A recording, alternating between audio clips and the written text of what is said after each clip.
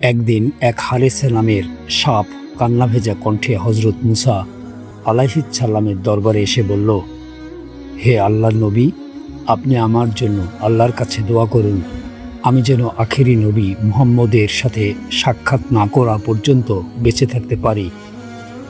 আমি তার কাছে ক্ষমা চাইতে চাই, আমি তার পবিত্র মুখখানি একবার দেখতে চাই। হারেছার কান্না শুনে মুসা আলাইহিসসালাম নিজেও অশ্রুসিক্ত হয়ে গেলেন। তিনি হাত উঠিয়ে আল্লাহর দরবারে আরজি জানালেন, হে আল্লাহ, আখেরি নবীর আগমনে তো এখনও অনেক দেরি। এই অসহায় প্রাণীটি এতদিন কিভাবে বেঁচে থাকবে? হে দয়াময় রব, তুমি এর হায়াত বৃদ্ধি করে দাও। অতঃপর গায়েবী আওয়াজ এলো, হে মুসা, আমি তোমার দোয়া কবুল করেছি। হারেছার জীবন আমি দীর্ঘ করে দিলাম।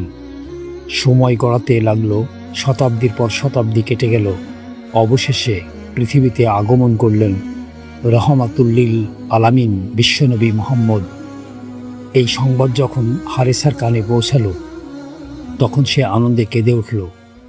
তার বুকের ভেতর যেন আগুন জ্বলে উঠল নবীজির সাক্ষাতের অপেক্ষায়। সে মদিনা থেকে মক্কার উদ্দেশ্যে রওনা দিল। কোনো বাহন নেই, কোনো সাথী নেই, শুধু বুকের উপর ভর করে ধীরে ধীরে এগিয়ে চলেছে।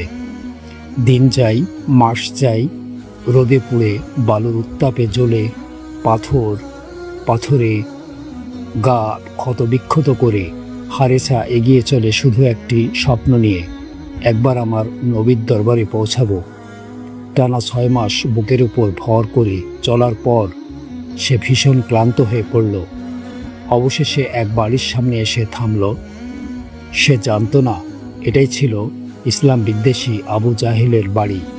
ক্লান্ত শরীর নিয়ে একটু বিশ্রাম নিতে গিয়ে হারেছা ঘুমিয়ে পড়ল।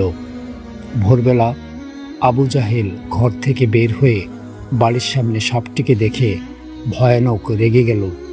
সে একটি লাঠি হাতে নিয়ে সাপটির উপর আঘাত করতে শুরু করল।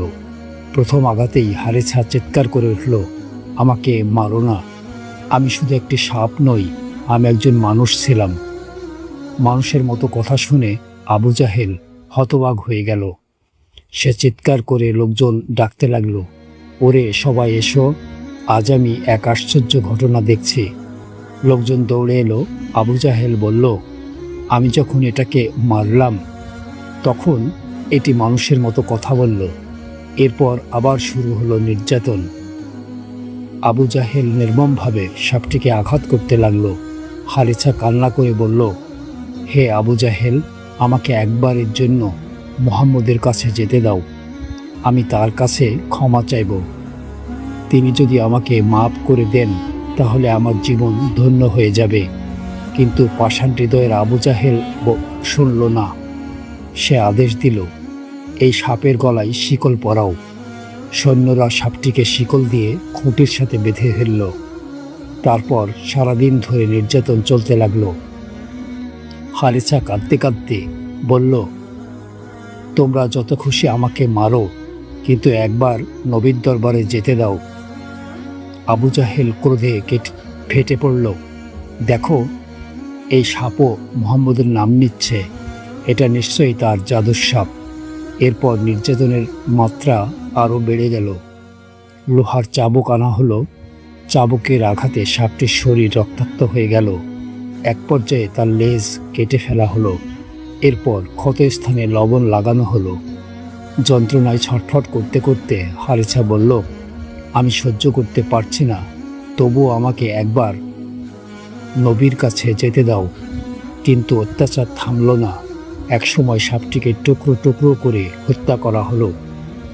মৃত্যুর আগে হারেছা আকাশের দিকে তাকিয়ে কাঁদতে কাঁদতে লাগলো এবং বলল, হে আল্লাহ, আমি যদি নবীর কাছে পৌঁছাতে না পারি তাহলে আমার জীবন ব্যর্থ হয়ে যাবে। অবশেষে আবু জাহেল বলল, এটা মুহাম্মদের জাদুর সাপ, এটাকে আগুনে পুড়িয়ে ফেলো। সাপটিকে আগুনে নিক্ষেপ করা হলো। জ্বলতে জ্বলতে একসময় সে ছাই হয়ে গেল। সেই ছাই একটি পাতিলের মধ্যে ভরে মুখ বন্ধ করে রাখা হলো। এরপর আবু জাহেল লোকজনকে নিয়ে বলতে লাগলো, চলো আজ মুহাম্মদকে পরীক্ষা করব। সে মহল্লাবাসীদের নিয়ে নবীজির দরবারে হাজির হলো। আবু জাহেল বলল, হে মুহাম্মদ, বলো তো এই পাতিলের ভিতরে কি আছে? যদি বলতে পারো আমি ইসলাম গ্রহণ করব। বিশ্বনবী মুহাম্মদ শান্ত কণ্ঠে বললেন, আমি না বলে যদি পাতিলের ভেতরের জিনিস নিজেই কথা বলে? আবু জাহেল হাসতে হাসতে বলল, তাহলে তো আরও ভালো। অতপর বিশাল মাঠে মানুষ জড়ো হলো। সবার দৃষ্টি সেই পাতিলের দিকে। নবীজি তাঁর শাহাদত আঙ্গুল তুলে পাতিলের দিকে ইশারা করে বলল, আল্লাহর হুকুমে বলো তুমি কে?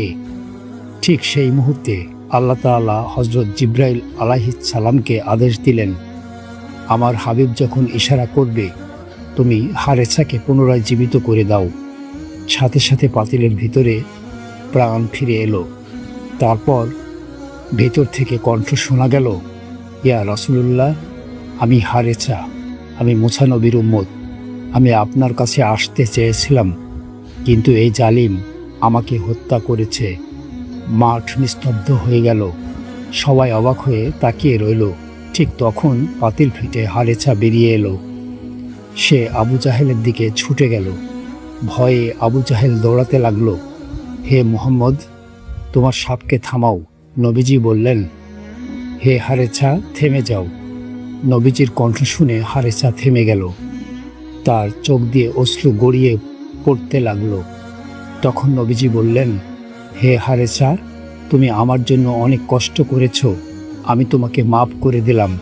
এই কথা শুনে হারেছা আনন্দে কেঁদে উঠল, ইয়া রাসূলুল্লাহ, আপনি আমাকে মাফ করেছেন, আজ আমার জীবন ধন্য হয়ে গেল।